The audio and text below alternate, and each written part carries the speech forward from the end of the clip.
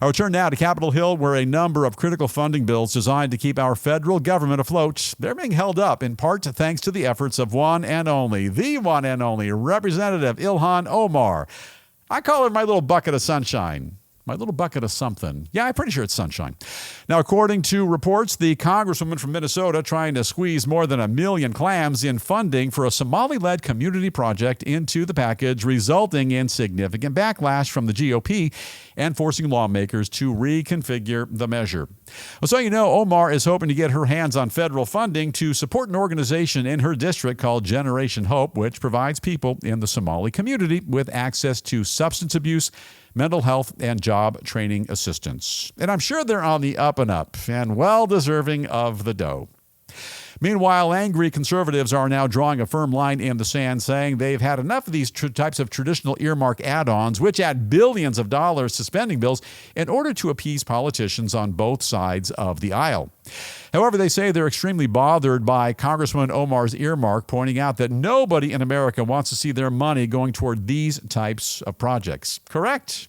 As a result, in order to move the package forward, lawmakers are now hard at work and eliminating as many of these types of add-ons as they can, including Omar's. They also say that for the sake of ease, they're now splitting the measure into 3 separate bills, which, in a nutshell, provide funding for many of our nation's key energy, interior, and scientific agencies. In the meantime, in a related note, the Trump administration has just announced they're suspending all federal assistance to the government of Somalia until further notice. Kind of a head-scratcher. Can't imagine why. They accuse officials there of seizing a massive amount of donor-funded food aid, which was provided to help out needy Somali citizens, and destroying the warehouse it was stored in, adding that they have a zero-tolerance policy when it comes to fraud, waste, and theft. Final thoughts, and this is the News Roundup Lowdown. You know, this Ilhan Omar gal, she just doesn't get it. It sounds like she's still pushing for more dough for a bunch of insiders. Miss Omar is the Congress gal in charge of Minnesota's 5th District, and that's the one which has fallen victim to tons and tons of fraud. $250 million by some estimates.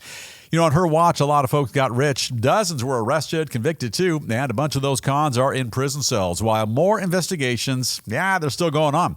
Now, here's the real kick in the head. She still has a job, claims she did nothing wrong, and she's trying to score an extra wad of dough from the federal government to help out what sounds like one of her special interest pet projects.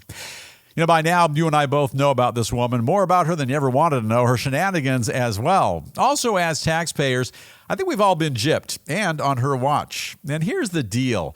You know, anybody with a conscience and a pulse, even a shallow pulse, would do a far better job of overseeing her district in Minnesota, and she has absolutely got to go.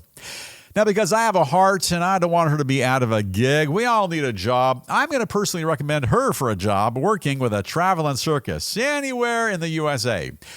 One minor caveat, though. In the interest of financial prudence, best not to put her in charge of the cash register. Don't make her one of those cash register carnies, on account of she's not real good with money and accountability, and, well, you know the story.